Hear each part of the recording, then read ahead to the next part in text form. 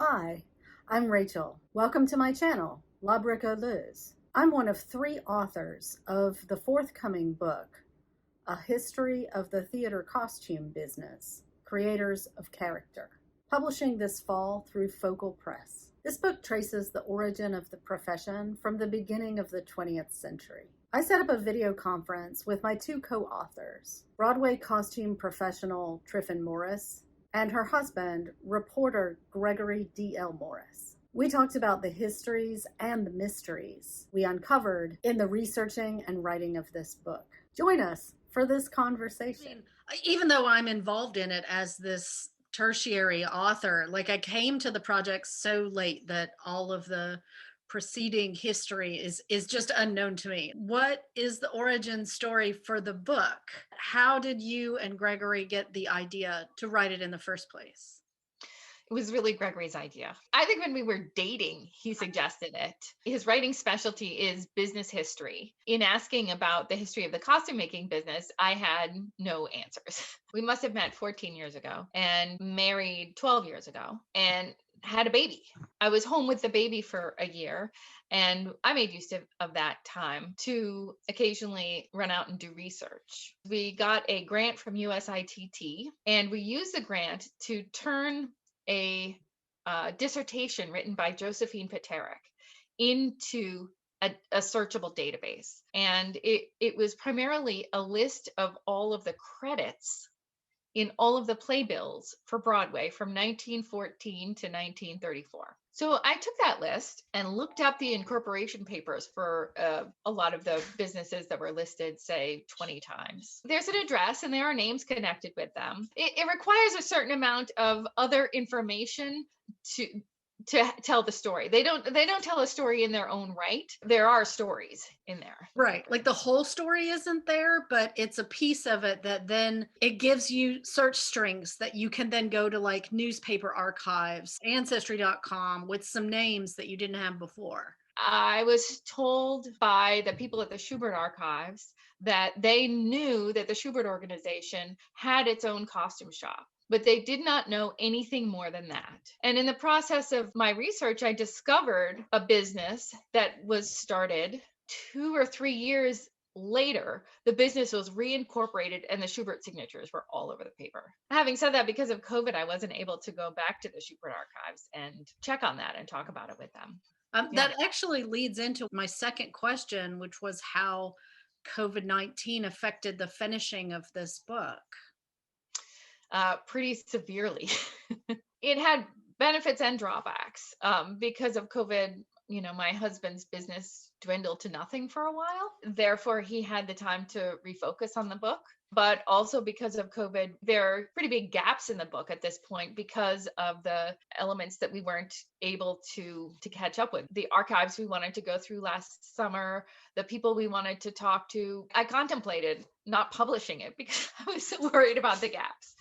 I'm glad that it went ahead because it has been a huge hole in the scholarship of costume making. And I think the history of costume design is fairly well documented. Like there are still holes in it too. I'm always reading these books and looking for any evidence of the people who do what I do. And it's like, oh, there they are. They're never the focus. The article you and Gregory wrote for TD&T is the one that everybody points to. They're like, this was it. But the scholarship on it just hasn't existed. And it's not that this is the end of the story, it's the beginning. There is some information out there on master's theses. And Verbrina Coronado did a dissertation on how the process worked at Matera's. So there's information out there, but there isn't really anything like what we've done. My next topic is the significance of lineage in the maker business. Like throughout my entire career, people have always talked about like so-and-so learned from Barbara Matera, and so they do things there in the Matera way, or so-and-so came out of Sally Ann Parsons' shop, so they do it in the Parsons Mears way. Always just sort of thrown out there like a shorthand. You should just know what that means. It struck me as interesting that lineage is so important within the oral culture of costume making. And I would love to know your thoughts on that. Both Materas and Sally Ann all go back to Ray Diffen, who's sort of the grandfather of the modern Broadway shop. Ray Diffen is an Englishman who, when he started his business, had the aesthetic of haute couture fashion and the practical experience of theater. And he brought the two together because he was active at the Stratford Festival in Canada, the Guthrie in Minneapolis, and New York City. He was able to draw on some of the huge talents of his time. He employed Barbara Matera. He introduced Barbara to her future husband, Arthur Matera. She was Barbara Gray. Barbara Gray. He sponsored her to come over from England and work for him. He employed Jane Greenwood. He employed Marty Pakladinas. He had an eye for talent that was impressive. That's a whole book in and of itself, is that crossover between the design community and the maker community, and how many award-winning legendary designers worked as makers in these shops, like you just listing Jane Greenwood. Several of the designers that we spoke to, I'm thinking in particular of the fellow at Hamilton, Paul Tazwell, spoke specifically and at length about their experience as costume makers and how their ability to understand what the draper is doing and how the process works is essential to their creative process. Even the designers that didn't talk about their personal experience in costume making as craftspeople spoke extensively about how they knew how certain shops had certain capabilities. And so they would not necessarily design for the shop, they were designing for the show and for their vision, but they would think of this gossamer creation or that leotard or that body padding, knowing that the shops on Broadway could do that and that it couldn't be done anywhere else. That was one of the things that came out strongly in the research or in the reporting, was the profound respect and collaboration that the designers feel towards the makers, both the big shops with their capabilities and also for the tailors and for the milliners and for the people who do some very specific things. And also because the fitting room is sacrosanct and drapers are not allowed to talk about what happens in the fitting room, we consulted designers, but also performers, and got their take on the differences between designer and draper and the value of the draper. I think it's worth adding that the book is not strictly Broadway centric. We spoke to people in regional theater as well, who spoke, of course, highly of their talented staff. In the before times, we were able to go to Minneapolis and we visited the shops at the Guthrie. And several years ago, when USITT was at Long Beach, I took that opportunity to go by public transportation from Long Beach to Burbank to interview the folks at Western. We did not have the opportunity to go to all of these other places. Actors spoke glowingly of certain shops at regional theaters. Dallas came up often, the Guthrie, of course. Paper Mill Playhouse came up often. I'm trying to think of the name of the place in Washington, D.C. The Arena. The Arena was mentioned. Or is it Arena Stage now? Yeah, Arena Stage was mentioned several times by designers as saying it's Broadway level, maybe not the extent, but at least the capabilities and the talent. So there's much more to explore regionally. And then, of course, what the really small places can do on very limited budgets with very limited staff and very limited resources is remarkable in and of itself. Who would you want to meet of the makers who are gone? First of all, I have to say that I was lucky enough to meet Ray Diffen. We used part of the grant from USITT to go interview Ray in England. He was in the hospital bed that he never left. I mean, it was just months before he passed. And he was, even at an elderly, frail stage, he had that gleam in his eye that made me think it would have been a lot of fun to work with him. I would have liked to have met Ray. The last mile is always the most difficult, because the plan originally was for Triff and I to interview him jointly at his home or at his nephew's home.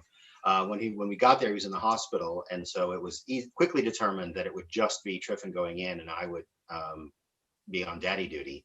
I took the kids to the beach. As a reporter, I would have liked to have seen the big retail shops, sitting with Danny Geoly and having him show me the catalog from back in the day and describe how it was. It was kind of bittersweet. I mean, we were sitting there on the loading dock of what used to be his building, and technically he still owned it, but it was the operations were something completely different. So there was something a little sad about that. I mean, he was very proud of what he had accomplished and was very forthright about the way the shops grew, and the rental shops became a big business, and then how the business moved on. He was not sentimental about it at all, and he recognized the talent of the operators and the makers that had succeeded him in a completely different business model, the one that Ray basically invented. But to have seen those shops in their heyday, with the elephants coming in and the circus, and that may not go with the je suis artiste aesthetic that sometimes prevails today, which is fine.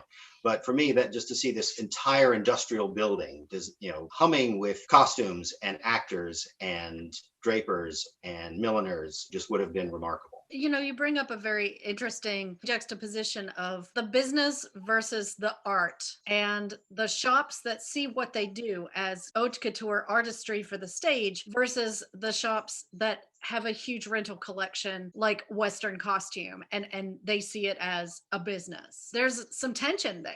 All of the shop owners in New York talked about the constant balance between the art and the business. Arthur was a good businessman, so Matera's ran well. If Barbara had just to run it herself, then we don't know. Kathy Marshall always talked about how important it was to be business savvy. Even the smaller folks talked about how they either tried to do it themselves or they had to have someone they trusted. What do you wish you could have included?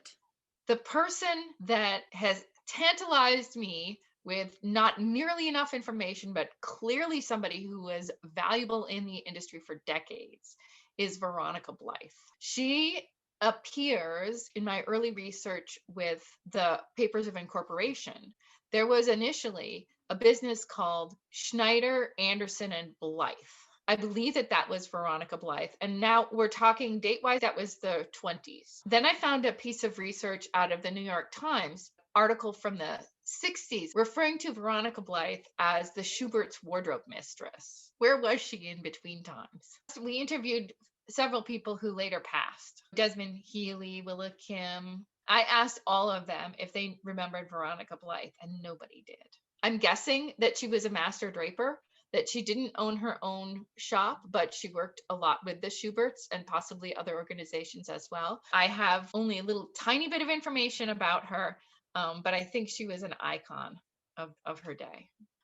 The Schubert archives probably have something. They weren't quite set up to help us, but maybe they are now. So what are the release event plans? Kathy Marshall is going to host a party in early December for us, and we're hoping to link that with an opening at Drama Books. Then we're also working on some local in Chapel Hill area to try to pull some things together there. And we plan to represent the book at the USITT National Conference to be held in Baltimore, Maryland in 2022. Diffen and you are handling the sort of in-industry stuff, the academic things, and with the shops and so forth. I am going to contact every single source that we spoke to. Is there a production that you're currently in? Is there a theater company, or is there a maker, or is there a bookstore, an independent bookstore in your hometown that could use an event? And this is what I'm thinking of as doing well by doing good. I mean, yes, we're going to sell a few books, but let's have an event at the bookstore, at the maker's shop, at the regional theater to celebrate costume makers. Some of the work that the CIC the groundwork that CIC has done to take that to the masses. It's worth probably mentioning, just so people's expectations are clear, that our intention behind this was as much to educate people who are not in the business as it was to celebrate our own history. Will there be a sequel or a second edition? All along, we've been saying, in the second edition, we need to do this. In the second edition, we need to do that. There is a lot of information that could be a part of a second book, and I am happy to help direct people who need to publish or perish, or who just have an interest. Diffen was adamant that this is a history of the theater costume business, not the history. This is the beginning of the conversation that will continue for a very long time. I think you have a good point, Triffin, about people who need to publish or perish, so to speak. There are certainly plenty of people who have positions like ours at places where it is defined as a tenure track position. The fact that this book exists opens the door for them to say, I'm going to write that book about New Orleans and Mardi Gras costume shops or whatever. Order your copy of A History of the Theater Costume Business, Creators of Character at the link in the description to this video. That's also where you'll find the link to collect your badge if you're participating in the 2021 CosTube Symposium. If you have questions or feedback for any of the book's 3 authors, leave a comment on this video and we'll get back to you as soon as we can. And if you're an academic working on a journal article or a manuscript draft with a related focus, reach out. We would be happy to share any of our resources that could help with your project.